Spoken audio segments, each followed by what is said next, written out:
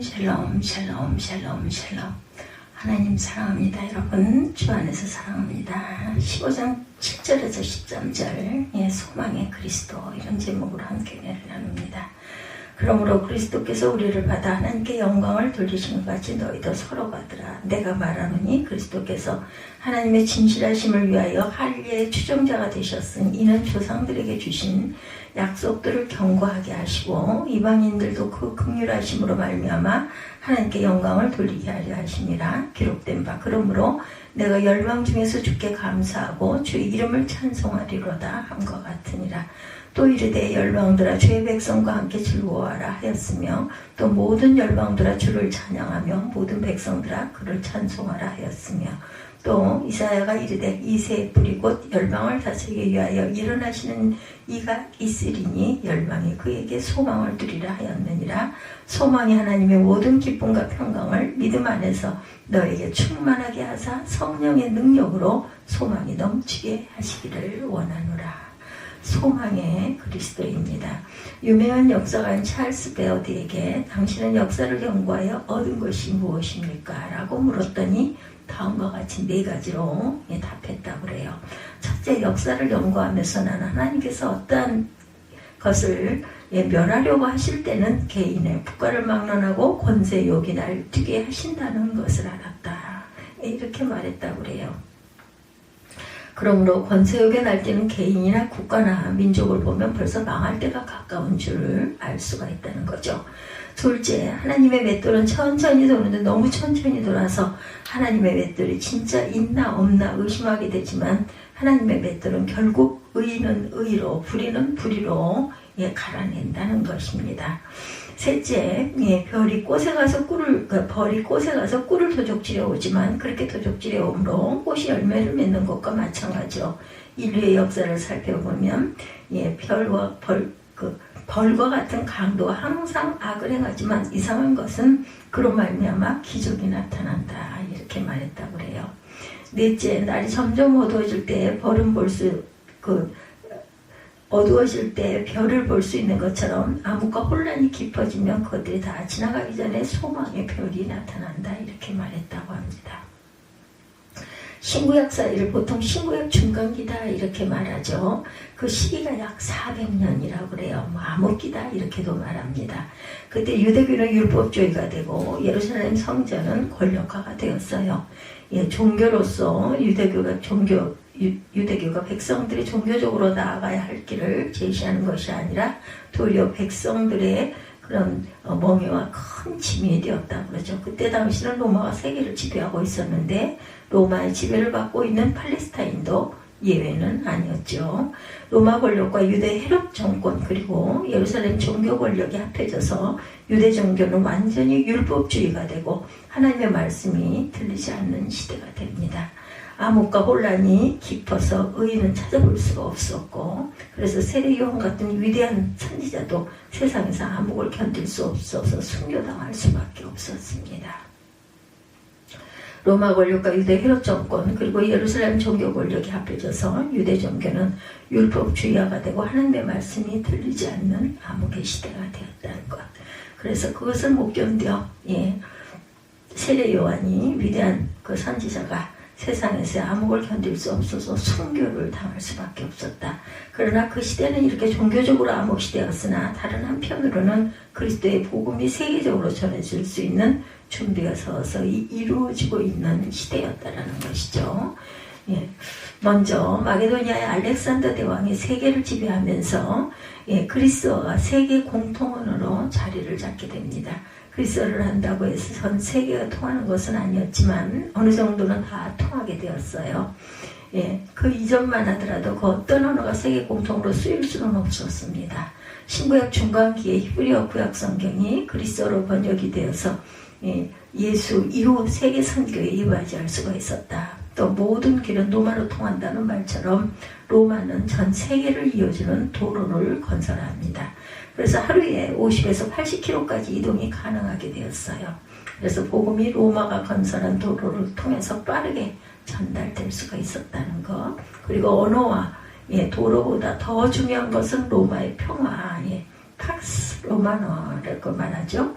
볼 수 있는 것처럼 세계가 로마를 중심으로 정치적으로 하나가 되었습니다. 물론 로마의 평화는 제국주의적인 방법으로 이루어진 평화, 즉 폭력적인 평화였지만 세계가 정치적으로 통일이 이루는 계기가 됩니다.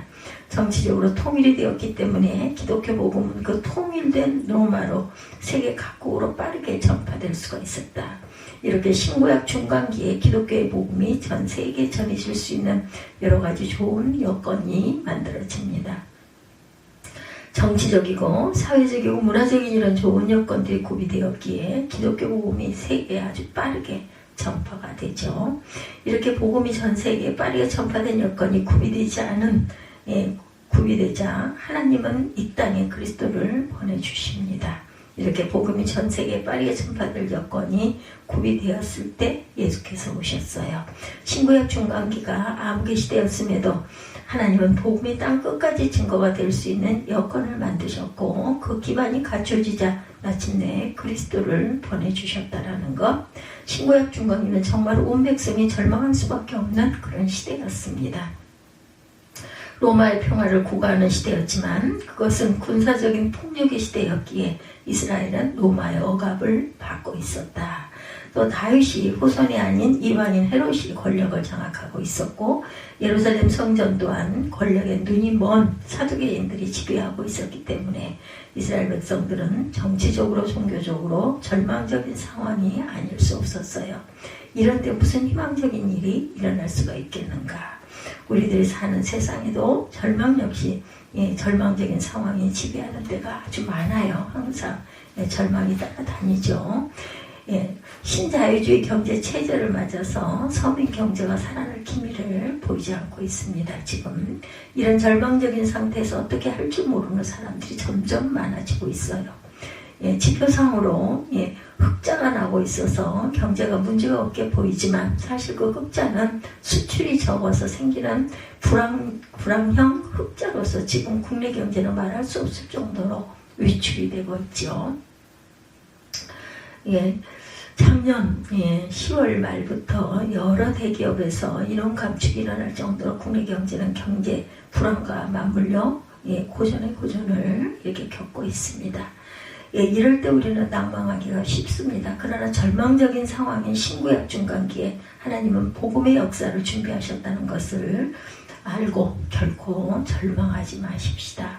어느 교회 목사님이 예배 시간에 전능하신 하나님은 모든 것을 하실 수 있을 줄 믿습니다. 우리를 인도해 주실 줄 믿습니다. 이렇게 기도를 했다고 그래요.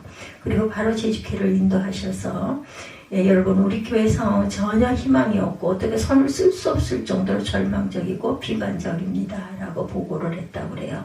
그러자 전 성도들은 실망과 좌절에 빠지게 됩니다. 전능하신 하나님이라고 기도하고 교회 상황이 절망적이다라고 말한 것은 믿음이 없는 데서 나온 것이죠. 그 목사님의 기도는 의미 없는 상투적인 언어의 나열에 불과했다. 하나님께서 잘해주실 줄 믿는다고 기도해놓고 회의에서 절망적인 보고를 하면서 가능성이 없다고 하니 그 기도는 위선적인 기도가 아니겠는가. 어떤 사람이 희망이 없는 상태는 있지 않고 오직 사태에 대한 희망을 잃은 사람들만 있을 뿐이다 이렇게 말했다고 그러죠. 희망이 없는 것은 아무것도 없어요. 희망을 잃은 사람만이 있을 뿐이다. 그러므로 우리는 절대로 희망을 잃어서는 안 될 것이라는 것. 세계 제2차 대전 당시 영국 수상 처칠은 국가적인 큰 위기에 여러분 저는 오히려 희망적이라고 생각합니다. 이렇게 소리쳤다고 그래요. 우리 그리스도인들의 희망은 누구도 말살할 수 없고 온갖 어두운 그림자도 덮을 수 없다. 그것은 바로 전능하신 하나님이 살아계시기 때문이다. 하나님이 계시는 한 그 누구도 절망해서는 안 되죠. 왜냐하면 하나님의 능력이 있는 한 절망적인 사태는 없기 때문이다. 느헤미야는 파괴된 예루살렘 성전을 재건하고자 했어요. 그러나 성전 재건을 목적으로 느헤미야가 예루살렘에 온 것은 못마땅하게 여겼던 산발락과 도비아는 그 소식을 듣고 크게 분노하죠. 왜냐하면 예루살렘 성벽이 재건될 경우 자신들이 더 이상 이스라엘 백성들에게 영향을 행사할 수 없기 때문이었습니다. 산발락은 5가지 질문으로 조롱하면서 이스라엘 백성들이 스스로 자신들의 무력함의 모습을 돌아보게 합니다. 이 미약한 유대 사람들아 하는 일이 무엇인가? 스스로 견고하게 하려는가? 제사를 드리려는가? 하루에 일을 마치려는가? 불탄 돌을 흙무더기에서 다시 일으키려는가? 느헤미야 4장 2절에 이렇게 비아거립니다. 그리고 도비아는 그들이 건축하는 돌성벽은 여호와 올라가도 곧 무너지리라. 느헤미야 4장 3절이죠. 이렇게 조롱했어요. 그들은 이스라엘 백성들이 그 일로 낙심해서 성벽 재건을 포기하도록 만들려는 속셈이었습니다. 하나님의 일을 하거나 믿음의 삶을 살다 보면 주변에서 공격을 받거나 방해를 받는 일이 생깁니다. 그들의 비웃음을 듣다 보면 낙심하고 좌절하여 포기하기가 쉬워요. 하나님의 일을 하거나 믿음의 삶을 살다 보면 이런 일들이 비일비재로 일어나죠. 느헤미야와 이스라엘 백성들은 반대와 핍박 속에서 믿음을 잃지 않았습니다. 반대하는 자들을 만났을 때 느헤미야는 가장 먼저 하나님 앞에 기도했고 이스라엘 백성들도 흔들리지 않는 마음으로 하나님의 일을 계속 진행했어요. 하나님의 능력을 믿기에 외부의 방해 속에서도 하나님만을 바라보았던 거죠. 반대와 핍박으로 시대에 빠져 있습니까? 느헤미야처럼 문제만 바라보지 말고 능력에 하나님을 바라보시기 바랍니다. 이스라엘의 세력이 견고해지는 것을 두려워 반대하는 자들을 성벽 재건을 방해하죠. 그러나 느헤미야는 이스라엘 백성들은 그들의 공격과 위험에 의기소침해하거나 하는 일을 포기하지 않습니다.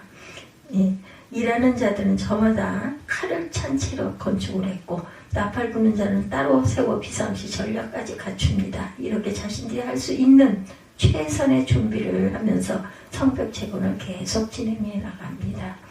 살다 보면 우리로 하여금 믿음의 생활을 계속하지 못하게 막는 일들이 생길 수가 있어요. 우리를 넘어뜨리려는 음모와 유혹으로 방해를 받을 때 어떤 반응이 있어야 할까? 바울은 하나님의 전신갑주를 입으라. 에베소서 6장 11절에 권면하죠. 바울은 에베소 교회에 편지를 보내면서 하나님의 전신갑주로 무장을 하고 주님을 섬기는 일에 끝까지 최고의 헌신을 하라 이렇게 당부합니다. 이스라엘 백성들이 성벽을 쌓으면서도 경계를 소홀히 안 했던 것처럼 날마다 하나님의 말씀과 기도로 무장하시기 바래요. 그럴 때 어떤 상황에서 흔들리지 않은 믿음을 지킬 수가 있다는 것. 신구약 중간기 이스라엘의 절망적인 상황에서도 하나님은 당신의 아들 예수 그리스도를 보내셨어요. 세상의 생명이고 소망이신 그리스도를 보내주십니다. 그리스도는 하나님과 함께 천지 만물을 만드시고 통치하는 하나님의 아들이죠. 이분을 영접하고자 하는 자는 생명이 있고 이분이 없는 교회는 생명이 없습니다. 이분의 오심은 인간에게 최고의 축복과 영광이라는 것. 예수 그리스도는 유대인으로 오셨지만 유대인만을 위한 분이 아니셨죠.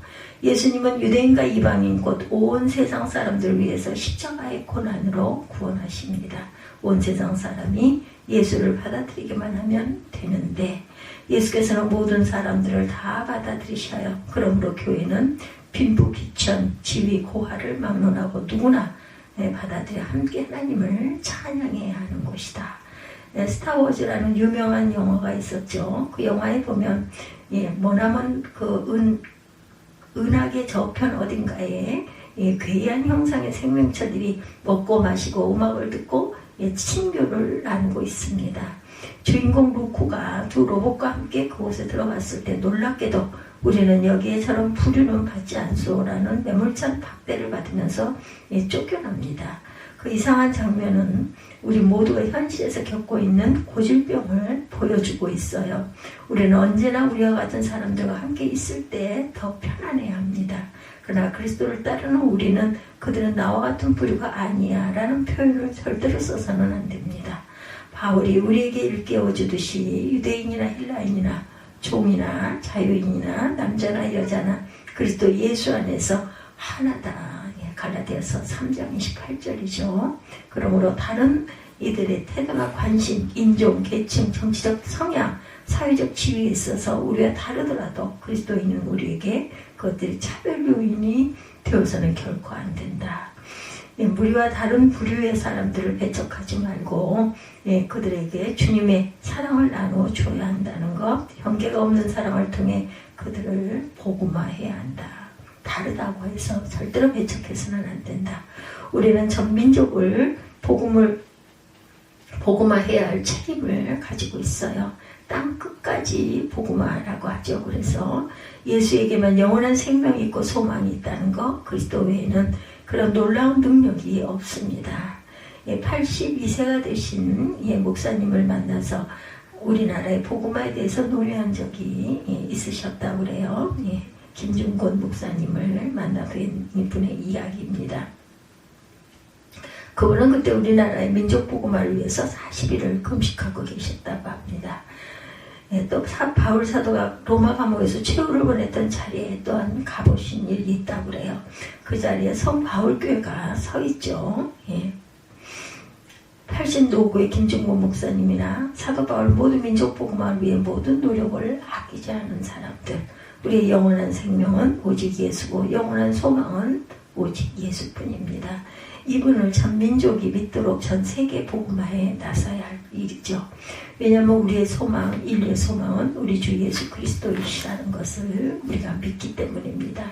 주님께서는 역사 어둠 속에서도 구원의 역사를 준비하셨어요. 그러므로 우리는 그 어떤 절망 속에서 소망을 잃지 말고 주님의 복음을 전 세계에 전해서 하나님의 영광을 드러내야 할 것입니다. 기도하시겠습니다.